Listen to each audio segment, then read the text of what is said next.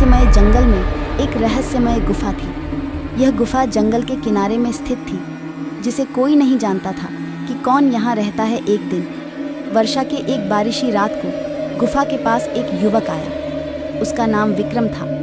वह रात को बारिश से भीग चुका था और उसे गुफा में शरण ढूंढनी थी। जब वह गुफा में प्रवेश करता है तो वह एक चमत्कारी दुनिया के सामने आता है। गुफा के अंदर विक्रम को पुरानी पुस्तक मिली, जिसमें वह एक रहस्यमय कहानी पढ़ता है।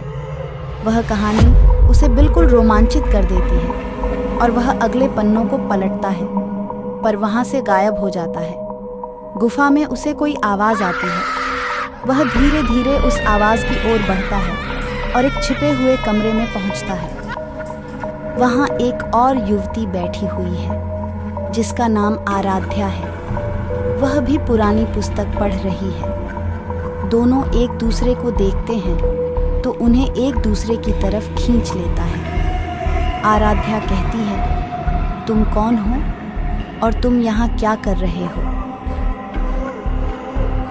मैं भी यही पूछने वाला था। मैं गुफा में भीग कर आया था और फिर यहाँ के रहस्यों को खोजने लगा। उनकी बातचीत के दौरान वे पुरानी पुस्तक के रहस्य के बारे में बात करते हैं।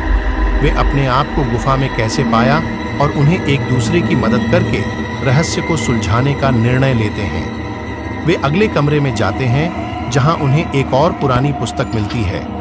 इस बार यह एक छोटी सी चाबी है, जिसे खोलने के लिए वे खोज रहे थे।